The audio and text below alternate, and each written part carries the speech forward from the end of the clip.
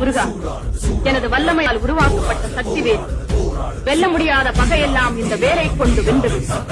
முடிவில் வீரவேலை வீசு சூரனை சம்ஹாரம் செய். வேல் என்றால் முருகன், முருகன் என்றால் வேல் என்று சொல்லும் அளவிற்கு இது என்றும் உன் கரத்திலேயே இருக்கட்டும். எங்கு எவரை அழிக்க ஏவினாலும் அதை முடித்து வெற்றி வேலாக மீண்டும் உன்னிடமே வந்து சேரும். பக்தருக்கு ஞானவேல், பகைவருக்கு வீரவேல். இதோ வெற்றி.